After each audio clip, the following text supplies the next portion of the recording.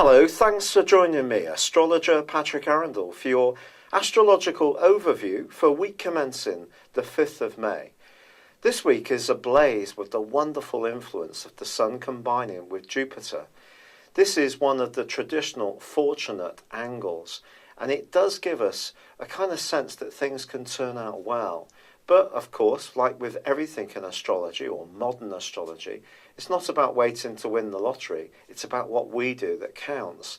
So try to be as proactive as possible and as energized as you possibly can. And what we have here, we have the Sun in the earthy Taurus, carrying the water of Cancer, where Jupiter is really blessed. So if there is something that has both structure but also is in touch with your feelings, that gives you a clue of how this can work so well. Now on Tuesday there is a quarter moon which occurs in the sign of Leo. This angles back towards the Sun in Taurus.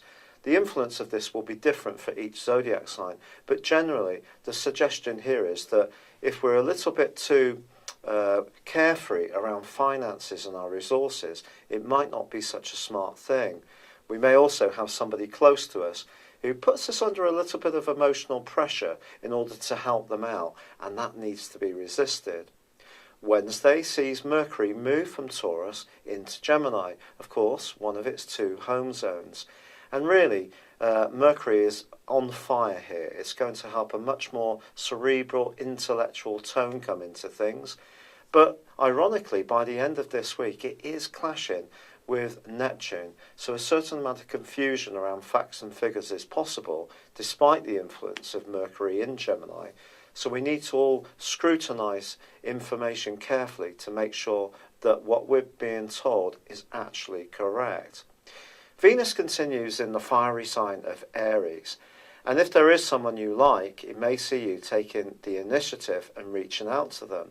But with Mars going face to face with Venus in the second half of this week, this could also lead to sparks flying in an existing relationship, or finding a bit of an attraction to someone that you may not even particularly like, but there's just something magnetic and charismatic about them that you find is irresistible.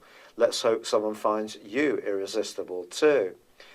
Now, by the middle of the week, we do have a change of tone because the Sun is starting to connect in an opposition with Saturn. So ironically, we have one of the best aspects at the start of the week, which goes on till Saturday, in the Sun's sextile to Jupiter, and by the end of the week, we have one of the harshest and most difficult aspects. If we think about it, all of our energy, our core energy, comes from the Sun. That's what keeps our solar system alive, and particularly on planet Earth. Whereas Saturn is very much about structure, but it's also about control, it's cold, and in Scorpio, it's also getting beneath the depth of things.